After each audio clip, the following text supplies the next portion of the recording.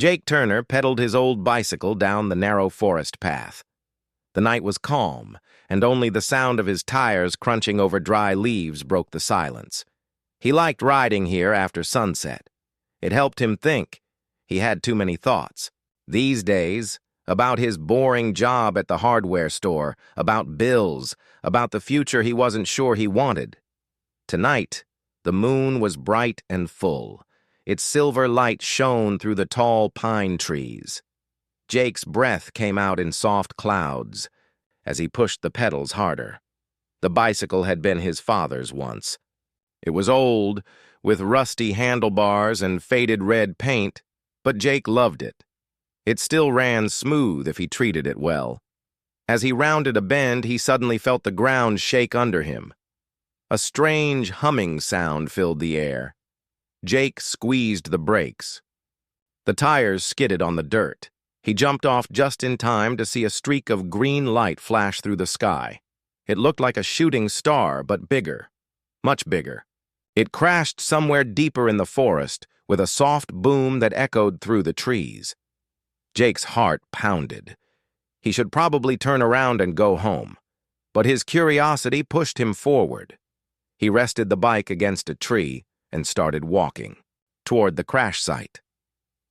The humming sound had stopped, but the air still felt strange. He could smell something like hot metal and burnt grass. After a few minutes of careful walking, Jake saw a glow through the trees. He ducked behind a bush and peeked out. In the middle of a small clearing was something he could hardly believe. A small, silver spacecraft shaped like a teardrop. It was half buried in the soft earth, steam rising from its sides. Strange. Blue lights blinked along its surface. Jake's legs wanted to run, but his eyes stayed locked on the ship. He had seen spaceships in movies, sure. But this was real. He was sure of it. He took a step closer. The ship made a soft clicking sound, like metal cooling down. Then, with a soft hiss, a small hatch opened on its side. Jake froze. A moment later, something, stepped out. She looked like a girl, maybe his age or a little younger, but she was definitely not human. Her skin was a soft teal color that almost glowed in the moonlight. Her hair was silver and floated around her head like it was underwater. She wore a tight suit covered in blinking lights. Her big eyes were bright green and scanned the forest quickly before landing on Jake. They stared at each other for what felt like forever. Jake opened his mouth, but no words came out. The alien girl tilted her head and blinked, studying him like he was the strange one. Finally, she spoke. Her voice was clear but had a musical tone to it. "Human," she said slowly, as if testing the word. "I need that thing between your legs.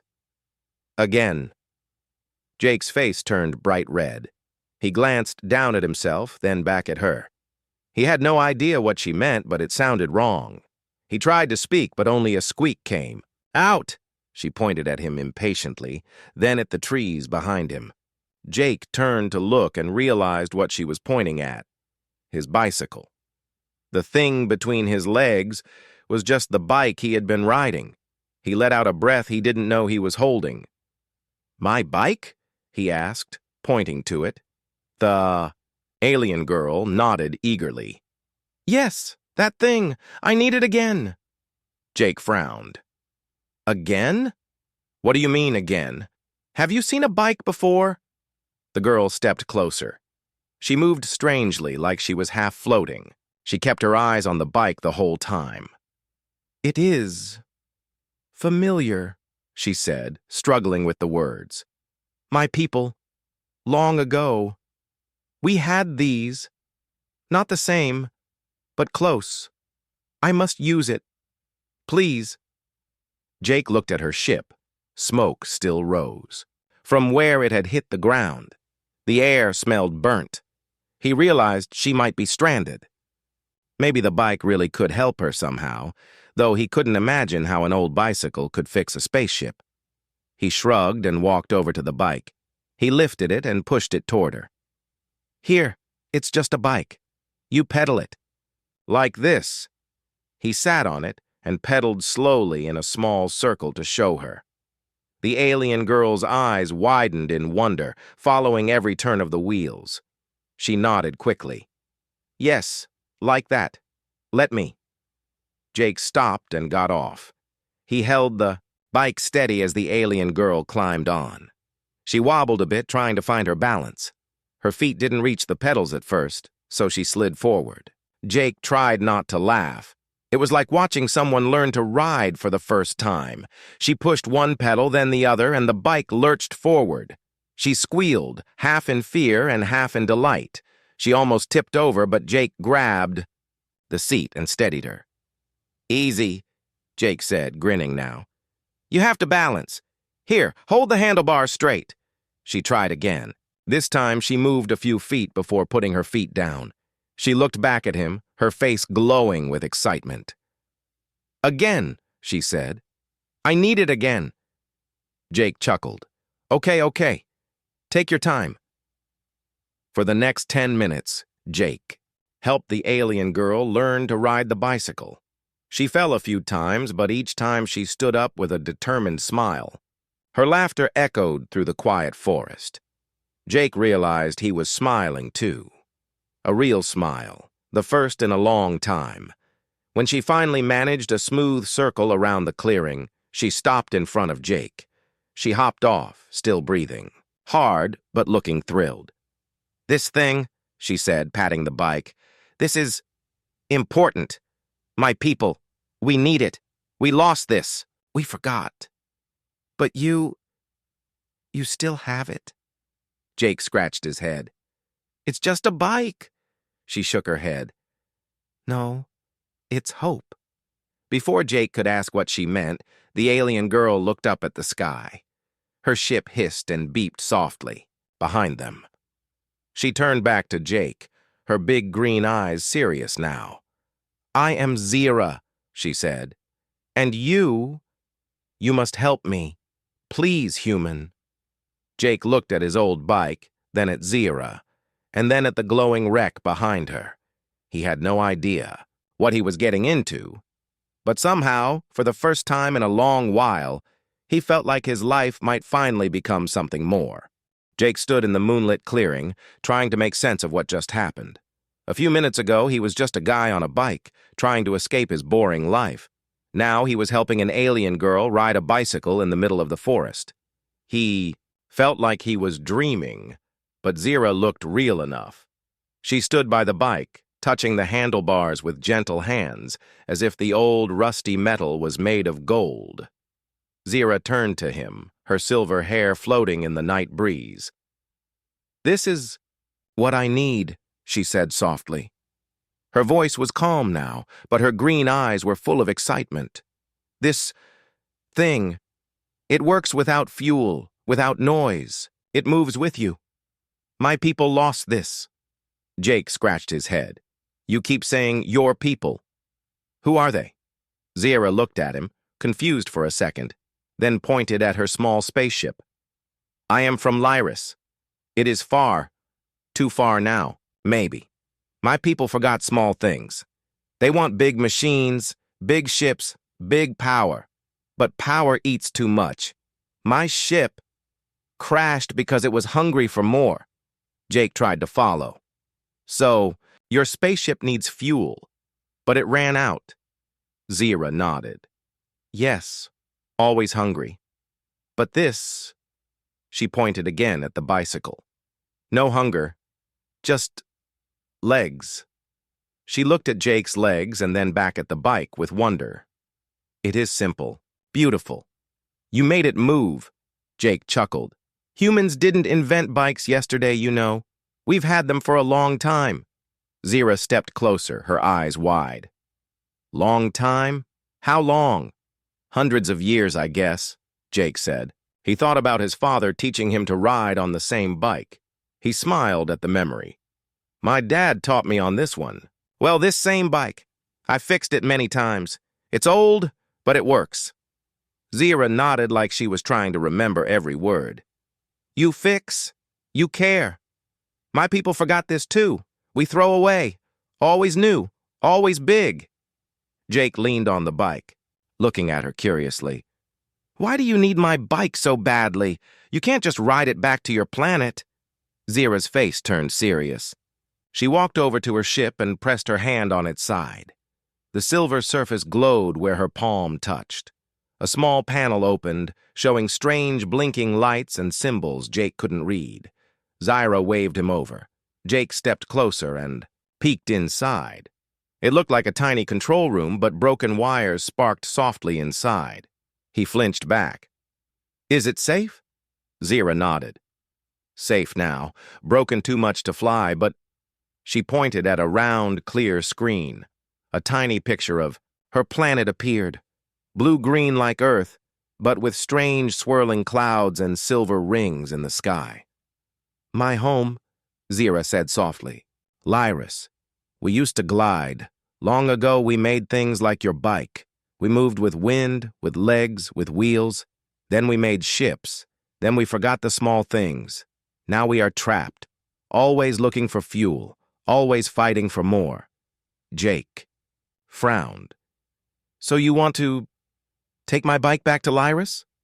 Zira shook her head. Not just the bike, the idea, the way. I need to learn how you fix it, how you build it. Then I send this to my people. Jake looked at the rusty bike again. It felt strange to think of his old two-wheeler saving an entire planet.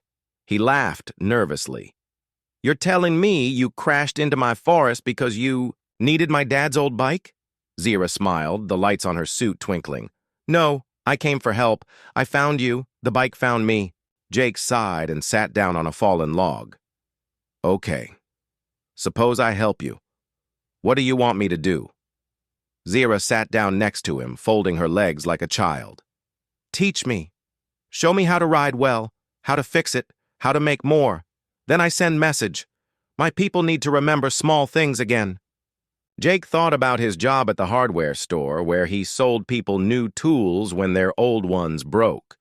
He thought about how his father taught him to fix things instead of buying new ones. Maybe Zira was right. Humans were good at fixing. Small things. Maybe that was special. All right, Jake said finally. I'll teach you. But first we need to get this thing out of the woods. You can't keep practicing here, it's too dark. Zira looked at the bike, then at Jake. Where? Jake pointed back toward the forest path.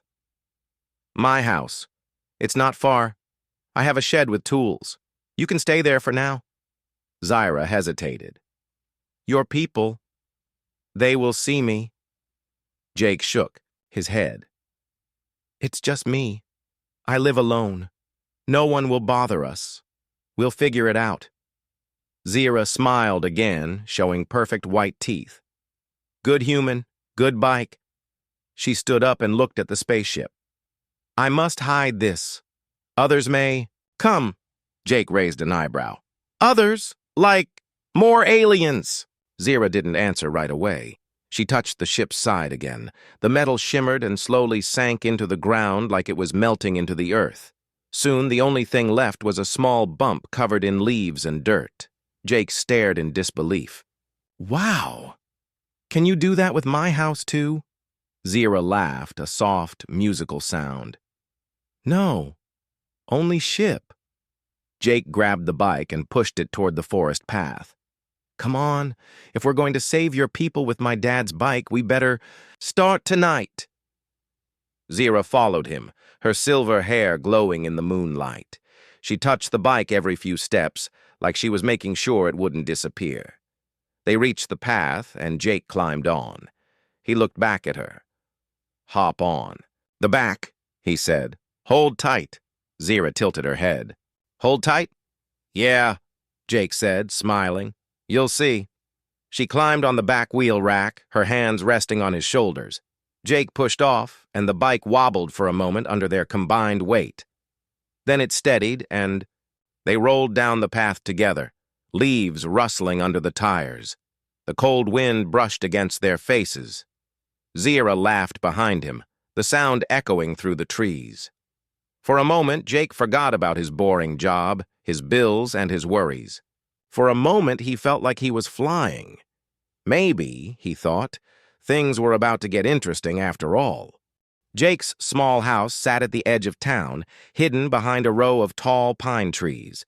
It wasn't fancy, just 2 rooms, an old shed, and a tiny porch. But it was quiet, and that was what Jake liked most about it. Tonight, though, the quiet felt different. Now, he had a glowing alien girl in his shed, and his dad's old bike might become the key to saving an entire planet. Inside the shed, Zira sat cross-legged on the dusty wooden floor. She turned the bicycle upside down and spun the wheels with her hand. Every time the wheel spun freely, she clapped softly like a child seeing magic for the first time. Jake leaned against his workbench, watching her. He still couldn't believe this was real.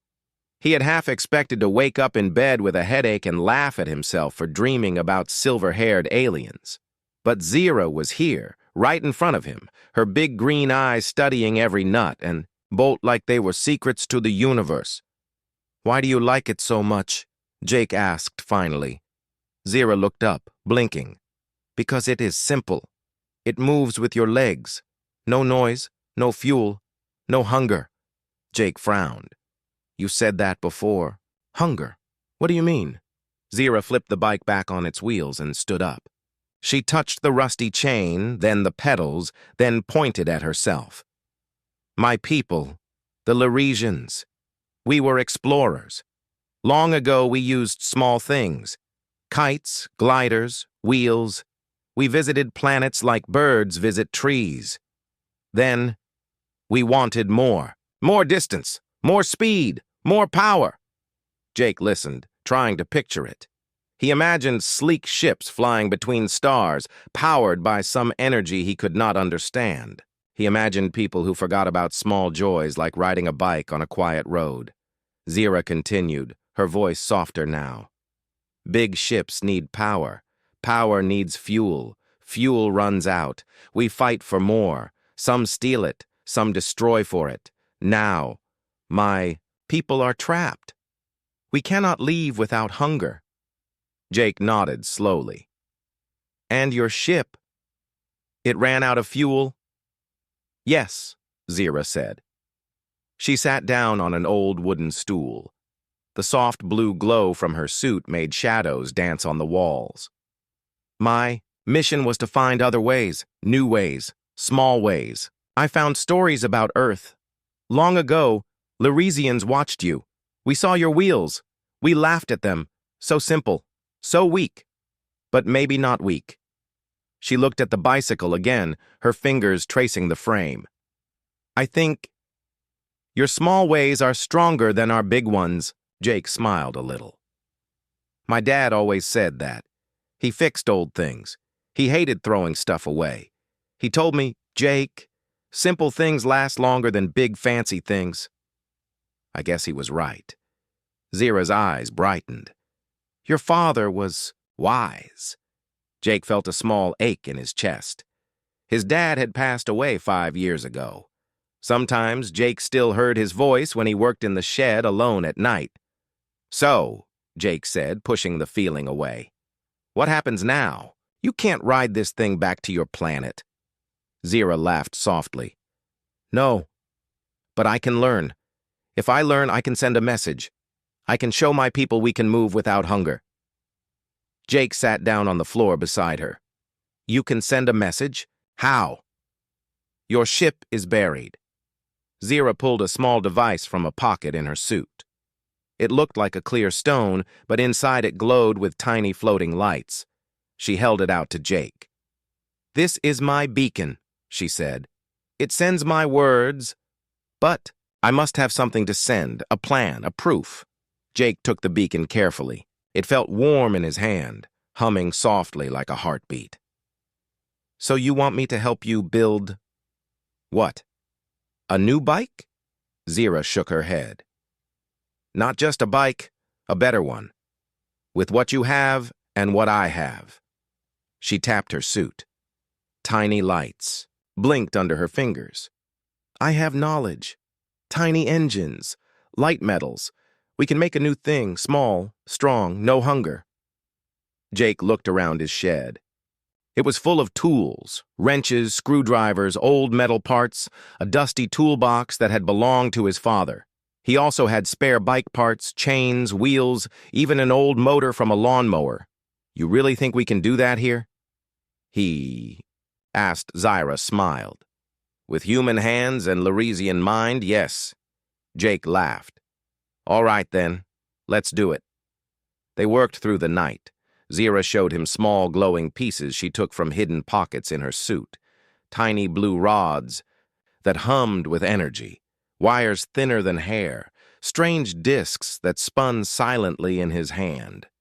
Jake brought out old bike parts, laid them on the workbench, and showed Zira how to tighten bolts, oil chains, and weld metal. Zira's eyes widened at every spark from the welding torch. She asked endless questions about how every part fit together. They spoke in short words, sometimes gestures when they did not know the right term. But they understood each other in the way people do when they share the same goal. The shed filled with soft light and the quiet sounds of tools working. At one point, Jake showed Zira how to patch a tire. She watched him press the patch on too. The rubber sealing a tiny hole. This is smart, Zira said. Small fix, big save. Jake nodded. Exactly. If it still works, you fix it. You don't throw it away. Zira touched his hand. Humans are good at this. You do not know how special it is. Jake felt his cheeks warm. No one had ever called him special for fixing old junk before.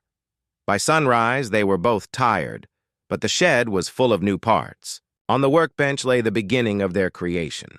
A simple bike frame with strange metal pieces attached, wires running through it like veins. Zyra looked at Jake and smiled. Tomorrow, we make it move. Jake leaned back, wiping sweat from his forehead. He looked at Zira and realized how different she looked in the soft morning light. Not just an alien, but someone who truly believed a small human thing could change her world. Hey, he said, yawning. You must be tired, too. Zira tilted her head. Tired? You know, sleep? Jake laughed. You do sleep, right? Zira laughed, too, the sound like tiny bells. Yes, but not like you. I only rest my mind. Just a little. Jake stood up and stretched. Well, you can rest here. I'll get you a blanket. Zira sat cross-legged on the floor next to the bike frame. She closed her eyes and smiled. Thank you, human Jake. Jake watched her for a moment, then turned off the light. As he stepped out of the shed, he looked back one more time. The old shed, the rusty bike, the tools his dad left him, all the small things he once thought were worthless. Maybe they were about to become the most important things in the universe. Jake woke up with sunlight on his face and the smell of oil on his hands. For a moment, he forgot where he was.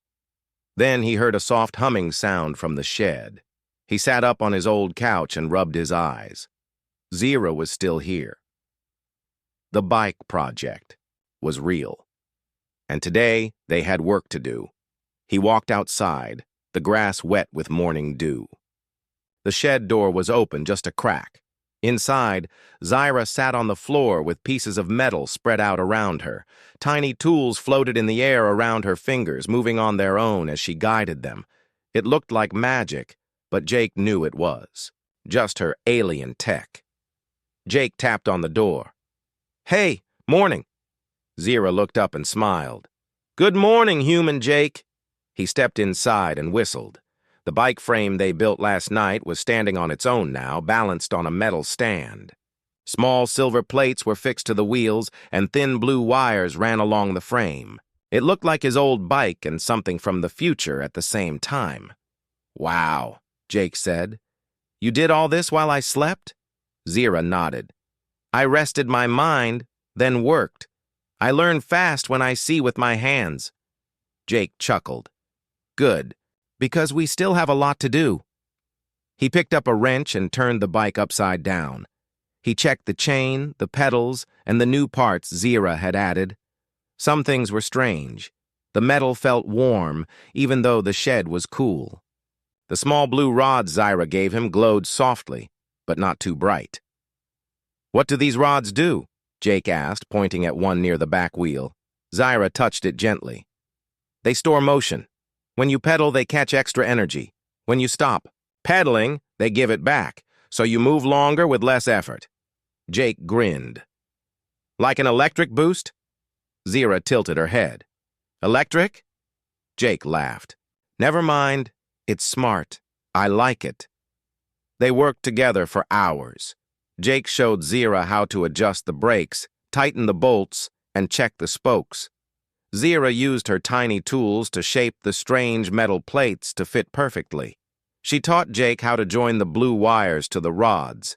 Sometimes their hands touched by accident, but neither of them pulled away. While they worked, they talked more about their worlds. Jake told Zira about how humans learned to make things from what they had: wood, metal, rubber. He told her about his father fixing old cars and bikes for neighbors who couldn't afford new ones. Zira told him how Lyresians used to live in harmony with nature. They flew on wind gliders that needed no fuel, rode silent rolling machines over silver grasslands, and shared ideas freely. But when they found new energy deep under their ground, they started building bigger ships and bigger cities. They stopped sharing. They forgot the small things. "Now," Zira said, tightening a bolt, "some want more power. Some want to control. The last fuel. Some want to stop anyone who finds a new way." Jake wiped sweat from his forehead. "So if they find out you're here, they'll try to stop you?" Zira looked at him seriously. "Yes. That is why we must hurry. I must send my people this proof before they find me." Jake looked out the shed window. The sun was high now. Birds chirped in the trees. Everything looked normal, but his stomach turned a little. He had never imagined someone might come looking for Zira. Someone dangerous. "Are they coming here?" Jake asked. Zira's eyes softened. She reached out and touched his hand. "Do not worry, human Jake. I hid the ship well. They may look, but they will not find me fast. We have time." Her hand was warm. Jake felt calm again. He nodded and got back to work. By afternoon, the bike was almost ready. The frame shone, silver in the sun. The blue rods were locked in place. The new wheels spun smooth and silent. Jake stepped back to admire it. "It's beautiful," he said. Zira smiled. "Now we test." They pushed the new bike out into Jake's backyard. The ground was flat and wide, perfect for a first ride. Zira stood beside the bike, her eyes bright. "Ride it, Jake," she said. "You must feel it first." Jake grinned. "All right, but if I fly into space, you better catch me." Zira laughed. "It will not fly. Yet." Jake climbed onto the bike. It felt light but strong under him. He placed his feet on the pedals and pushed. The wheels rolled smooth over the grass. He pedaled faster. He felt the blue rods catch his motion. Then, when he stopped pedaling, the bike kept rolling, smooth as a dream. He circled the yard twice, then slowed down near Zira. He jumped off and held out the bike. "Your turn." Zira's face lit up like a child's.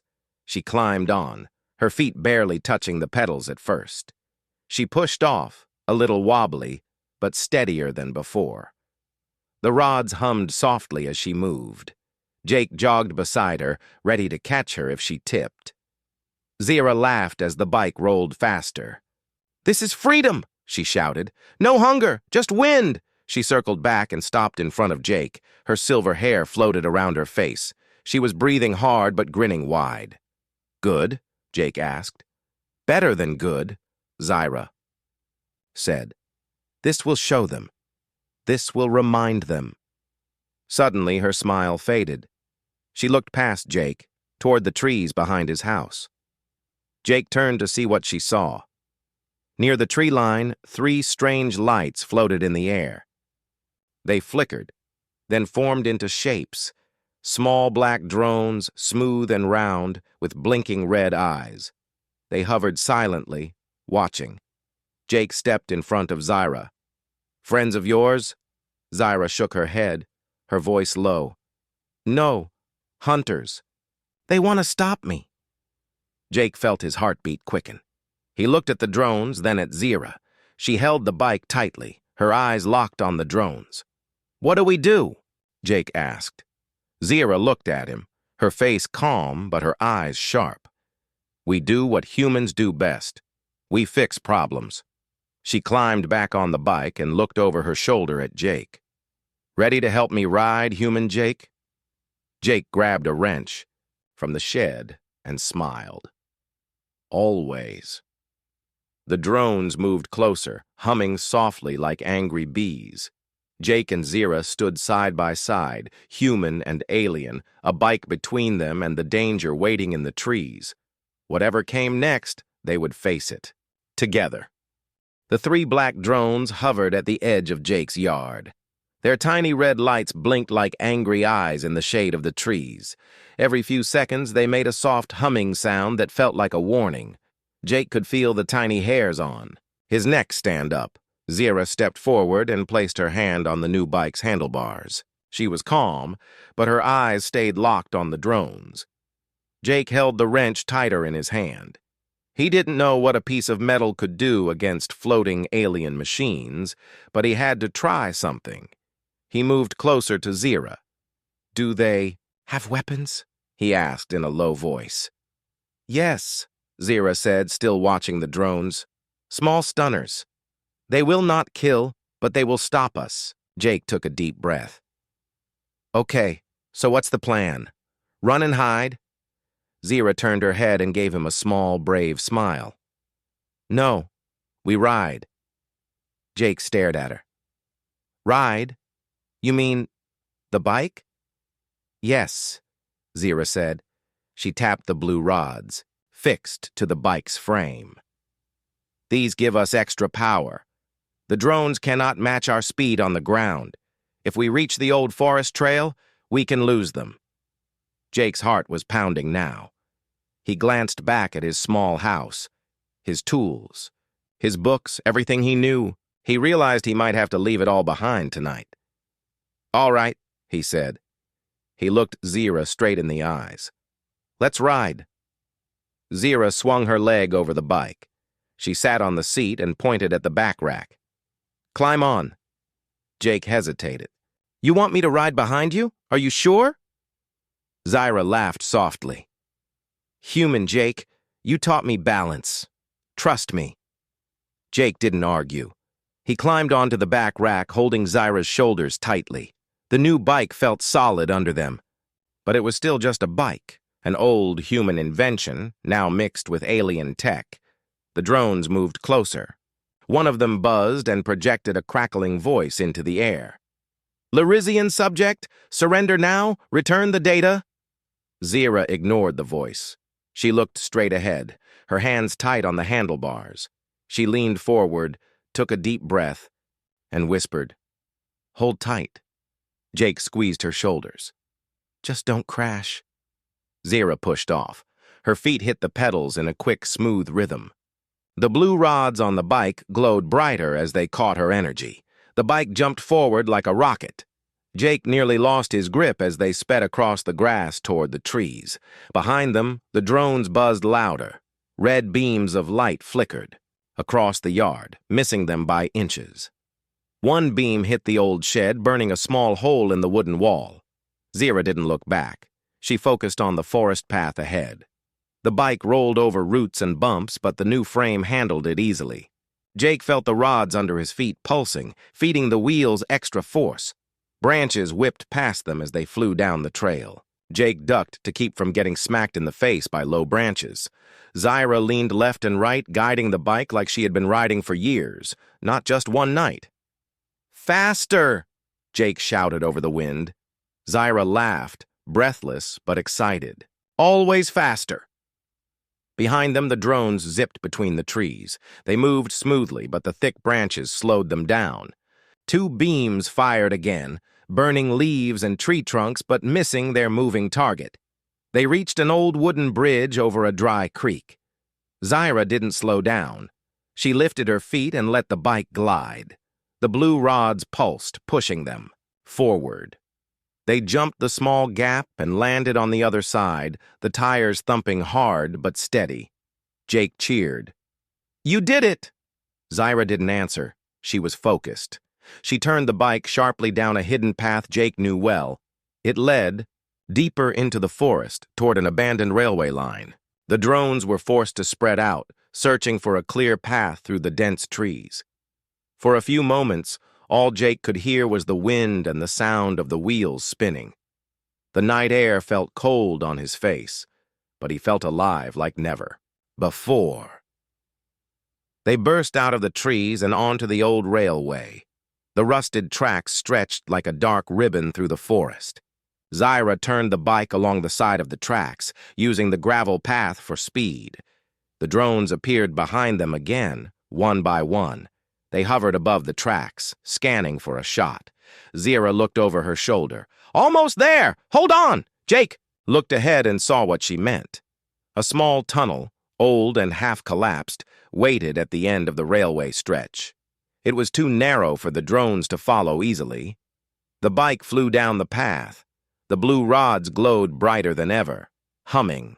With every push of the pedals, the nearest drone fired one last beam. It missed by a hair, burning a line across a broken railway sign.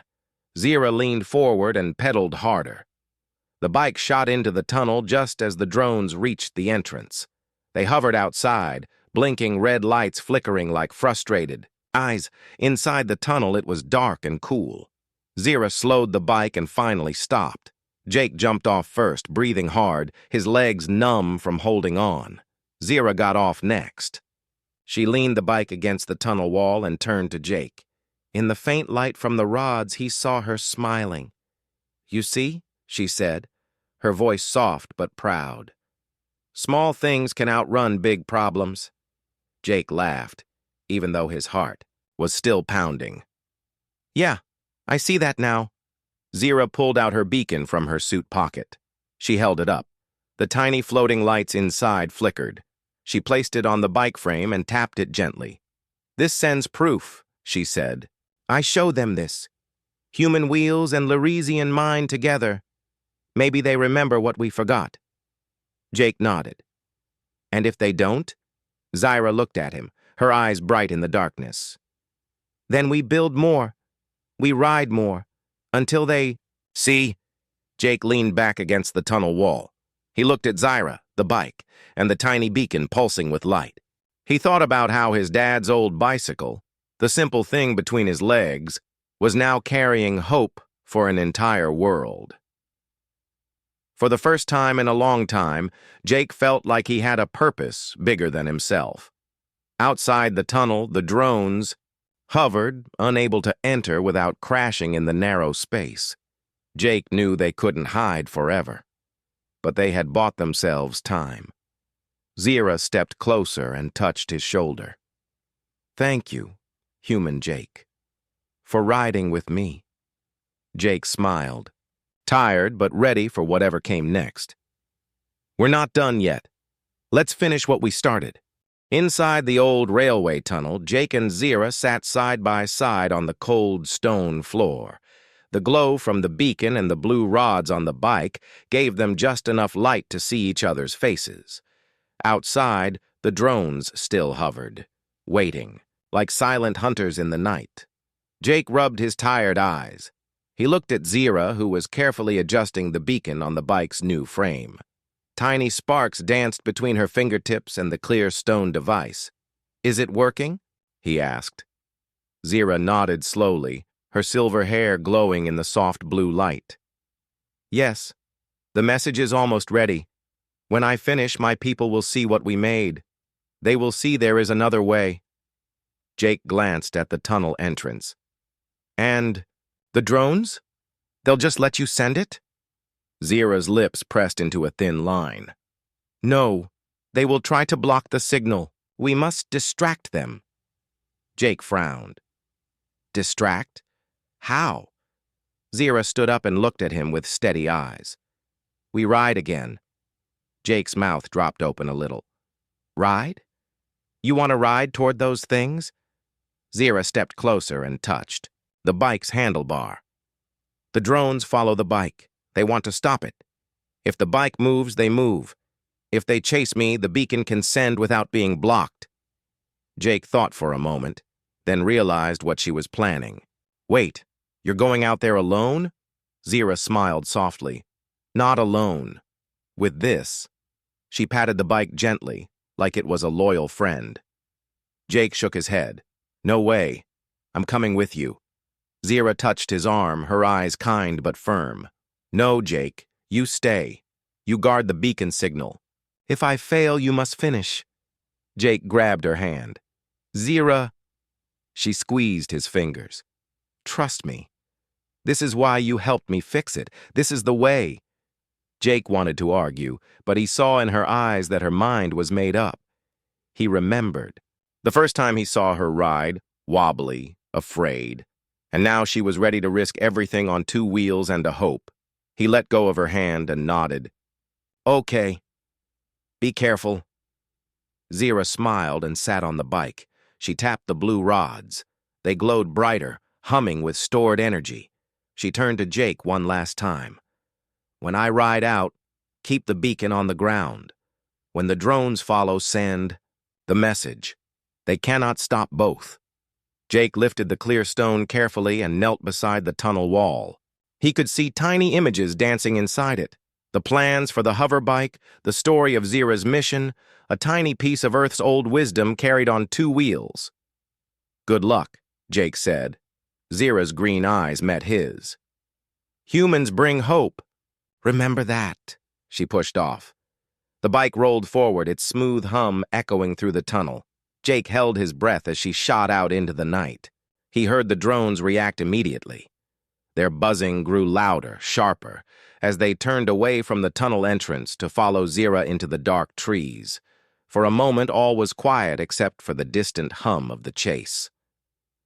Jake placed the beacon on the cold stone floor and pressed the tiny symbol Zira showed him. The clear stone glowed brighter. Tiny lights floated into the air, spinning in a slow spiral. He held his breath as the lights shot up through the tunnel roof, tiny, bright. Fireflies carrying Zira's message to the stars. Outside, he heard one drone's engine sputter and crash into the brush. Another hum faded farther away as it chased Zira deeper into the woods. Jake waited. He clenched his fists, ready to fight if any drones returned. But none did. Minutes felt like hours. Then, finally, a sound made him look up. Soft wheels rolling over gravel. Zira emerged from the shadows at the far end of the tunnel. She was breathing hard, her hair messy, a scratch on her cheek. But she was smiling. She rolled the bike to a stop in front of Jake and almost fell off. He caught her before she hit the ground. You did it, Jake said, helping her sit against the wall. Zira nodded weakly. The drones lost power. They did not know the bike's turns, too small, too fast. Jake sat down next to her. The beacon flickered gently, its glow softer now. The message was gone, sent across the stars. Think they got it? Jake asked. Zira closed her eyes. Yes. They will see. Some will remember. Some will fight to change. It will not be easy, but they have hope. Jake leaned his head back against the tunnel wall. His whole body ached. His clothes were dirty. He probably looked like a mess, but he felt more alive than ever. Zira opened her eyes and turned her head toward him. Thank you, human Jake. You fixed more than a bike. You fixed me too. Jake laughed softly. All I did was help you ride. Zira reached out and took his hand. No. You reminded me that small things matter. Small things last. They sat together for a while, listening to the quiet night. The forest was calm again. No humming drones, no bright red eyes, just wind in the trees and the soft hum of the bike's rods cooling down. Finally, Zira stood up shakily. Jake helped, her steady herself. "What happens now?" Jake asked. Zira looked at the bike. She touched the beacon one last time and tucked it into her suit. "Now I must find my people. I must show them this. I will take the bike's plans, the beacon, the story of the human who helped me." Jake felt a small lump in his throat. "You're leaving?" Zira smiled, sad but strong. "For now. But I will come back. We have more to build, more to fix." Jake grinned. "You still owe me a ride without drones chasing us." Zira laughed, her silver hair catching the first hint of dawn light. "Next time, I bring you to my world. We will ride on silver grass." She wheeled the bike to the tunnel entrance. She looked back at Jake one last time, her eyes bright with hope. "Goodbye, human Jake." Jake stepped forward and hugged her gently. "Goodbye, Zira." He watched her roll the bike into the forest, her figure growing smaller and smaller until the trees swallowed her completely. The sun rose slowly behind him, warm and soft on his tired face. Jake turned back to the old tunnel, the quiet forest, and the first bird songs of morning. He touched the spot where the beacon had glowed. Somewhere out there across the stars, his father's old bike was now a symbol of something bigger, a human spark that could light up an entire world. Jake smiled to himself. He picked up his wrench and walked home. There would always be things to fix, big and small, and that was enough.